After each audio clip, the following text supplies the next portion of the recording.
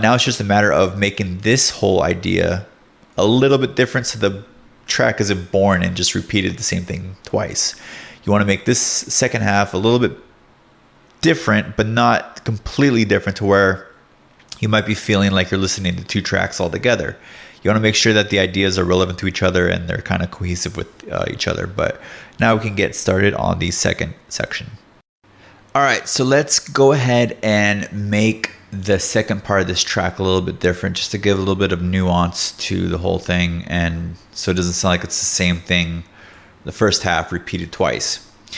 So first thing we can do is adjust this part right here, starting at this section, bar 61.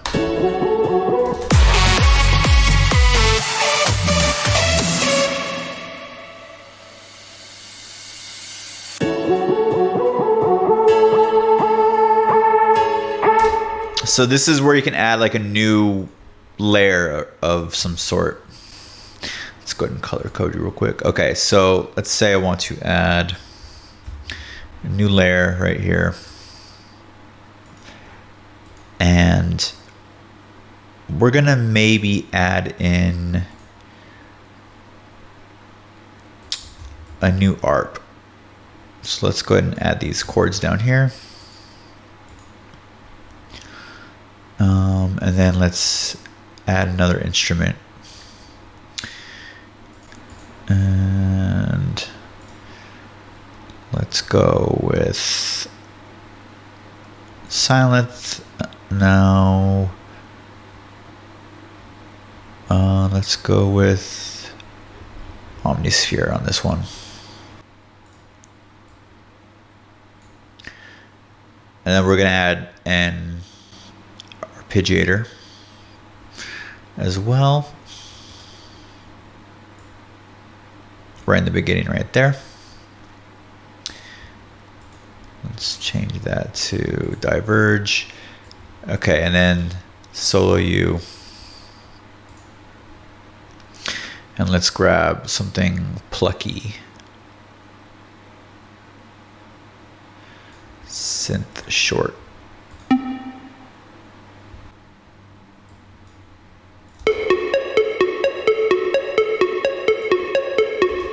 Now what we could do here is actually grab the entire chord structure.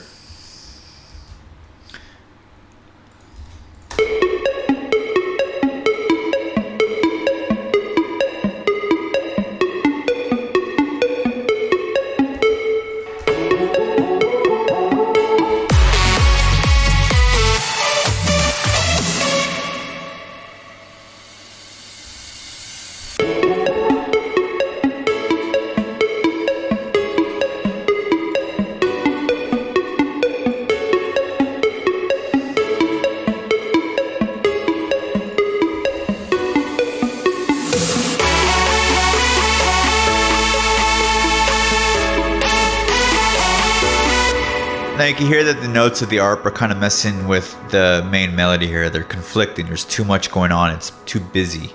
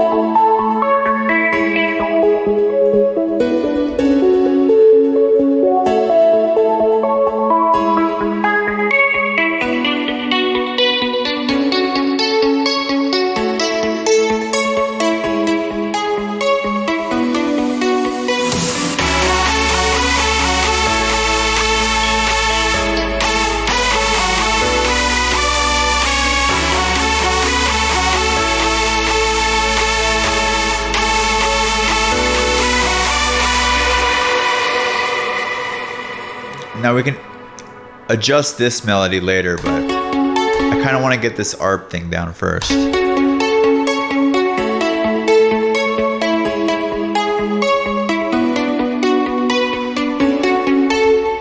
go ahead and add some claps so it doesn't sound so boring.